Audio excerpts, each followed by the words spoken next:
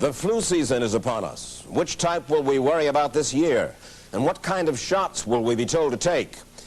Remember the swine flu scare of 1976? That was the year the U.S. government told us all that swine flu could turn out to be a killer that could spread across the nation. And Washington decided that every man, woman, and child in the nation should get a shot to prevent a nationwide outbreak, a pandemic.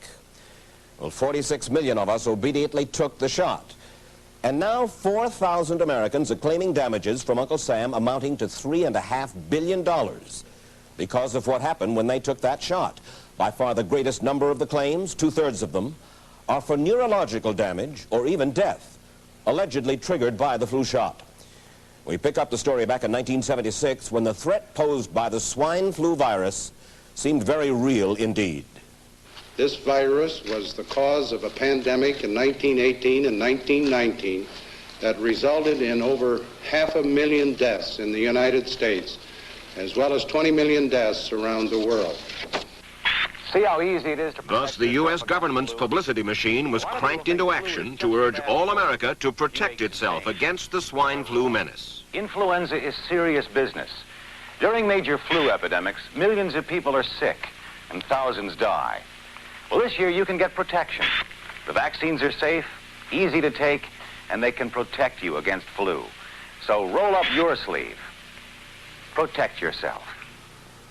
One of those who did roll up her sleeve was Judy Roberts. She was perfectly healthy, an active woman, when in November of 1976, she took her shot. 2 weeks later, she says, she began to feel a numbness starting up her legs. I joked about it at that time. I said, I'll be numb to the knees by Friday if this keeps up. By the following week, I was totally paralyzed. So completely paralyzed, in fact, that they had to operate on her to enable her to breathe. And for 6 months, Judy Roberts was a quadriplegic. The diagnosis? A neurological disorder called Guillain-Barré syndrome, GBS for short. These neurological diseases are little understood. They affect people in different ways. As you can see in these home movies taken by a friend, Judy Roberts' paralysis confined her mostly to a wheelchair for over a year. But this disease can even kill. Indeed, there are 300 claims now pending from the families of GBS victims who died, allegedly as a result of the swine flu shot. In other GBS victims, the crippling effects diminish and all but disappear. But for Judy Roberts, progress back to good health has been painful and partial. Now, I noticed that your smile, Judy, is a little bit constricted. Yes, it is. Is it different from what it used to be? Very different. I have a greatly decreased mobility in my lips. And I can't drink through a straw on the right-hand side. I can't blow out birthday candles. I don't whistle anymore, for which my husband is grateful. It may be a little difficult for you to answer this question, but have you recovered as much as you are going to recover? Yes, this is it. So you will now have a legacy of braces on your legs for the rest of your life? Yes, the weakness in my hands will stay and the leg braces will stay. So Judy Roberts and her husband have filed a claim against the U.S. government. They're asking $12 million, though they don't expect to get nearly that much. Judy, why did you take the flu shot? I'd never taken any other flu shots, but I felt like this was going to be a major epidemic. And the only way to prevent a major epidemic of a really deadly variety of flu was for everybody to be immunized. Where did this so-called deadly variety of flu, where did it first hit back in 1976? It began right here at Fort Dix in New Jersey in January of that year when a number of recruits began to complain of respiratory ailments, something like the common cold. An Army doctor here sent samples of their throat cultures to the New Jersey Public Health Lab to find out just what kind of bug was going around here. One of those samples was from a Private David Lewis who had left his sickbed to go on a forced march. Private Lewis had collapsed on that march, and his sergeant had revived him by mouth-to-mouth resuscitation. But the sergeant showed no signs of illness. A few days later, Private Lewis died. If this disease is so potentially fatal that it's going to kill a young, healthy man, a middle-aged school teacher doesn't have a prayer. The New Jersey lab identified most of those soldiers' throat cultures as the normal kind of flu virus going around that year, but they could not make out what kind of virus was in the culture from the dead soldier and from 4 others who were sick. So they sent those cultures to the Federal Center for Disease Control in Atlanta, Georgia for further study. A few days later, they got the verdict: swine flu. But that much publicized outbreak of swine flu at Fort Dix involved only Private Lewis, who died, and those 4 other soldiers who recovered completely without the swine flu shot. If I had known at that time that the boy had been in a sick bed, got up, went out on a forced march, and then collapsed and died, I would never have taken the shot. The rationale for our recommendation was not on the basis of the death of a single individual, but it was on the basis that when we do see a change in the characteristics of the influenza virus, it is a massive public health problem in this country. Dr. David Senser, then head of the CDC, the Center for Disease Control in Atlanta, is now in private industry. He devised the swine flu program, and he pushed it. You began to give flu shots to the American people in October of '76. October 1st. By that time, how many cases of swine flu around the world had been reported? There had been several reported, but none confirmed. There had been cases in Australia that were reported by the press, by the news media. There were cases in... None confirmed. Did you ever uncover any other outbreaks of swine flu anywhere in the world? No. Now, nearly everyone was to receive the shot in a public health facility where a doctor might not be present. Therefore, it was up to the CDC to come up with some kind of official consent form, giving the public all the information it needed about the swine flu shot. This form stated that the swine flu vaccine had been tested. What it didn't say was that after those tests were completed, the scientists developed another vaccine, and that was the one given to most of the 46 million who took the shot. That vaccine was called X53A. Was X53A ever field tested? I can't say. I would have to... It wasn't. I don't know. Well, I would think that you're in charge of the program. I would have to check the records. I haven't looked at this in some time. The information form, the consent form, was also supposed to warn people about any risks of serious complications following the shot. But did it? No, I had never heard of any reactions other than a sore arm, fever, this sort of thing. Judy Roberts' husband, Gene, also took the shot. Yes, I looked at that document. I signed it. Nothing on there said I was going to have a heart attack or I get Guillain-Barré, which I never heard of. What if people from the government, from the Center for Disease Control, what if they had indeed known about it? What would be your feeling? They should have told us. Did anyone ever come to you and say, you know something, fellas? There's the possibility of neurological damage if you get into a mass immunization program? No. No one ever did? No. Do you know Michael Hatwick? Yes. Mm-hmm. Dr. Michael Hatwick directed the surveillance team for the swine flu program at the CDC. His job was to find out what possible complications could arise from taking the shot and to report his findings to those in charge. Did you know ahead of time, Dr. Hatwick, that there had been case reports of neurological disorders, neurological illness, apparently associated with the injection of influenza vaccine? Absolutely. You did? Yes. How'd you know that? By review of the literature. So you told your superiors, the men in charge of the swine flu immunization program, about the possibility of neurological disorders? Absolutely. What would you say if I told you that your superiors say that you never told them about the possibility of neurological complications? That's nonsense. I can't believe that they would say that they did not know that there were neurological illnesses associated with influenza vaccination. That simply is not true. We did know that.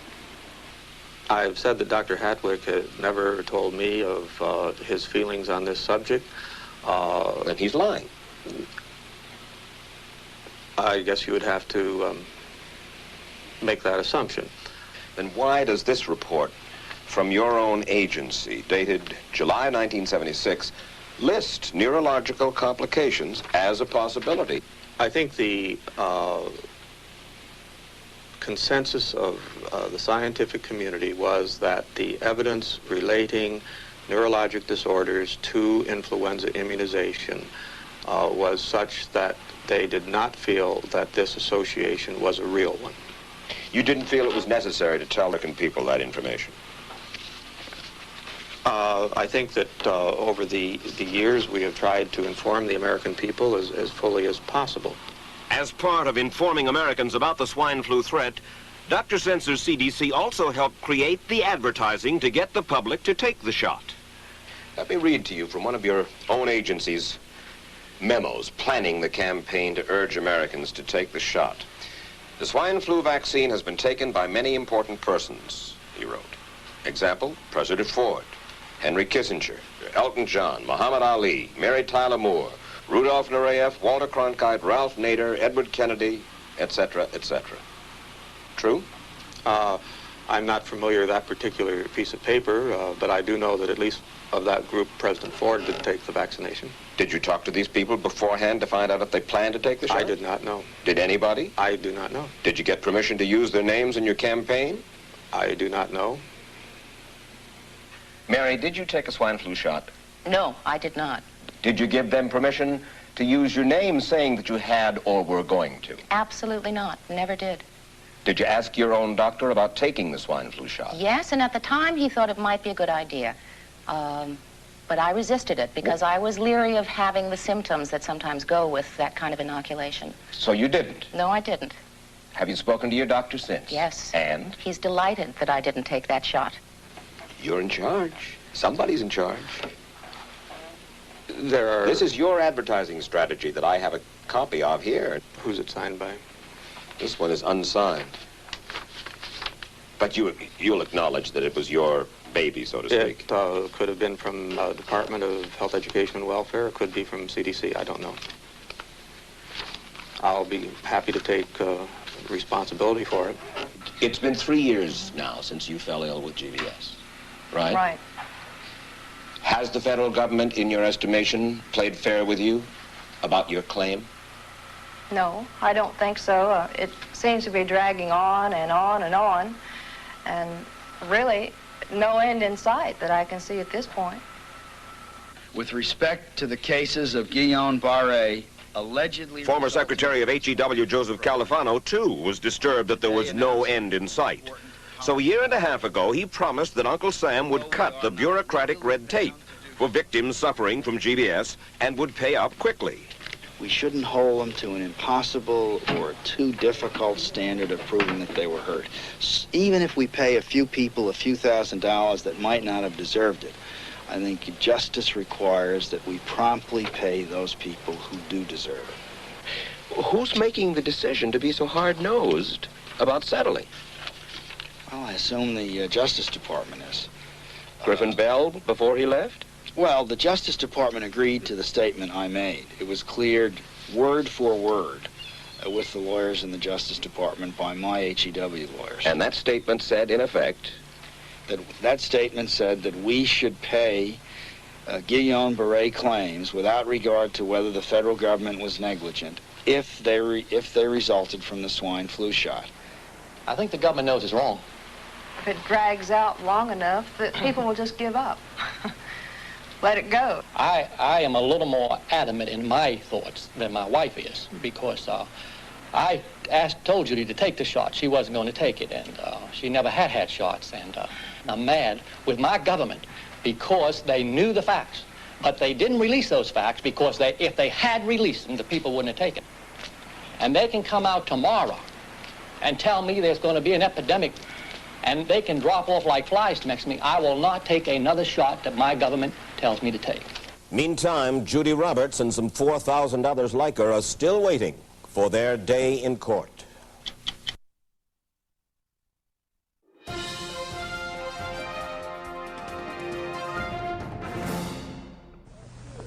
I don't need another flu shot. I had a flu shot last year. A swine flu epidemic may be coming. Swine flu shot? Well, I don't know. I've been thinking about it. It could make you very sick. Swine flu? Man, I'm too fast to let it catch me. You'll want to be protected. I'm the healthiest 55-year-old you ever seen. Hey, I play golf every weekend. Get a shot of protection. The swine flu shot. Joe brought it home from the office. He gave it to Betty and one of his kids and to Betty's mother. But Betty's mother went back to California the next day. On her way to the airport, she gave it to a cab driver, a ticket agent, and one of the charming stewardesses. At school, Joe's kid gave it to some other kids, and Mrs. Merrill got it and gave it to her husband. In California, Betty's mother gave it to her best friend, Dottie, but Dottie had a heart condition and she died. But before she died, Dottie gave it to her girlfriend, the mailman, the paper boy, and the vet when she went to pick up her chihuahua. If a swine flu epidemic comes, this is how it could spread. You'll want to be protected, especially if you're elderly or chronically ill. Get a shot of protection, the swine flu shot.